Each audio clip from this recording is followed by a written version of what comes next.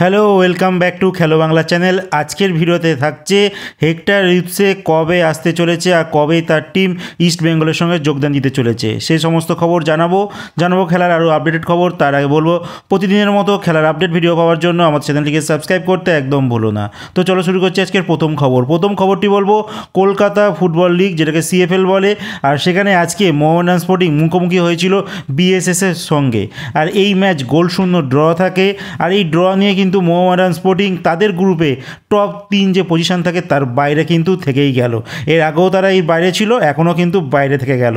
আর এই 3 নম্বর যে টিম আছে, মানে 1, 2, 3, এই 3-এর মধ্যে যদি না থাকে তারা কিন্তু পরের রাউন্ডে যেতে পারবে না। এরপর বলবো ইস্ট বেঙ্গলের একটি খেলোয়াড় টার্গেট করা লিস্টে আছে, ভিঘ্নেশ দক্ষিণামূর্তি। এই খেলোয়াড়টি লাস্ট খেলেছিল উড়িষ্যা এফসিতে। আর এই খেলোয়াড়টি জানো, এই প্লেয়ারটি হায়দ্রাবাদ এফসির খেলোয়াড়। আর ইস্ট বেঙ্গল কিন্তু প্রবলভাবে চাইছিল এই খেলোয়াড়টিকে, কিন্তু এখন শোনা যাচ্ছে চেন্নাইন এফসি এই খেলোয়াড়টিকে কিন্তু নিতে খুব ভালোভাবে আগ্রহী। তো ইস্ট বেঙ্গলের জন্য কিন্তু আরও একটা কিন্তু বাজে নিউজ আসতে চলেছে। তো দেখা যাক ইস্ট বেঙ্গল এই রেসটা জিততে পারে কি না। এরপর বলবো যে ডুরান্ড কাপ জানো, ডার্বি আছে সামনে, আর আছে ইস্ট বেঙ্গলের এএফসি কোয়ালিফায়ারের ম্যাচ রয়েছে 14 আগস্ট। আর এই দুটো ম্যাচের টিকিট কিন্তু বুক মাই শোতে অ্যাভেলেবেল হয়ে গেছে, তো তোমরা ওখানে গিয়ে কিন্তু টিকিট কাটতে পারো। কিন্তু এই মুহূর্তে যা খবর, ডার্বি ম্যাচের ইস্ট বেঙ্গলের যে ম্যাচ আছে মোহনবাগান সুপার জায়েন্টের সঙ্গে, সেই ম্যাচে কিন্তু টিকিট সোল্ড আউট হয়ে গেছে। এই নিয়ে কিন্তু অনেক বিতর্ক তৈরি হচ্ছে যে টিকিট নিয়ে কালোবাজারি চলছে। তো দেখা যাক টিকিট কীভাবে কি তারা লাস্ট মুহূর্তে সামাল দেয় ডুরান্ড কাপ যারা কমিটি আছে তারা।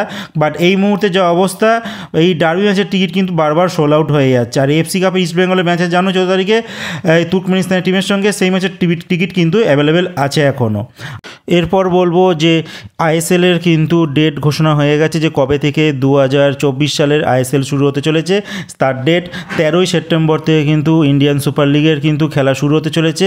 তো মোটামুটি বুঝতেই পারছো এবছর কিন্তু বলা হচ্ছে যে মোহনবাগান আর ইস্ট বেঙ্গল ভালো টিমই তৈরি করেছে।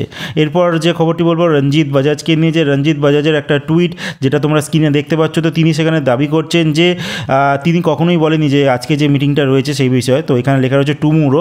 তো তিনি কখনো বলেননি যে তিনি কমিটির কাছে অনেক টাইম চেয়েছে। তিনি বলেছেন যে কিছু টাইম চেয়েছেন, যেটা হচ্ছে কিছু ডকুমেন্টস, লিগ্যাল ডকুমেন্টসের জন্য। আর তিনি এটাই বলছেন, এই দুটো কথার মধ্যে কিন্তু পার্থক্য রয়েছে। তো দেখা যাক কি হয় আলটিমেট, যে প্লেয়ার স্ট্যাটাস কমিটি যারা কি ডিসিশন নেয়। আর বলে রাখি যে এই মুহূর্তে কিন্তু যা অবস্থা, দুটো ক্লাবই কিন্তু নিজেদের স্ট্যান্ড নিয়ে কিন্তু চিন্তা করছে। আর লাস্ট খবরটি বলবো হেক্টর রিটসকে নিয়ে। হেক্টর রিটসে কিন্তু ডার্বির আগে ফেরা কতটা সম্ভাবনা সেটা কিন্তু এখনও ক্লিয়ার হচ্ছে না, কারণ এই মুহূর্তে যা অবস্থা এখনও কিন্তু তিনি ভিসা পাননি ইন্ডিয়া আসার জন্য। তো সেই নিয়ে কিন্তু ইস্টবেঙ্গল শিবির যথেষ্ট চিন্তায় রয়েছে। ইস্টবেঙ্গলের ডিফেন্স কিন্তু এই মুহূর্তে ডুরান্ড কাপে 2টি ম্যাচেই কিন্তু তারা গোল খেয়েছে। তো সেই নিয়ে কিন্তু তাদের ডিফেন্সে যথেষ্ট প্রশ্নচিহ্ন থাকছে। হেক্টর রিটসে যদি এসে যায় সেক্ষেত্রে হয়তো অনেকটাই ডিফেন্স শক্তপোক্ত হয়ে উঠবে। তো দেখার বিষয় কবে তিনি ভিসা পান আর কবে তিনি ইন্ডিয়াতে আসেন।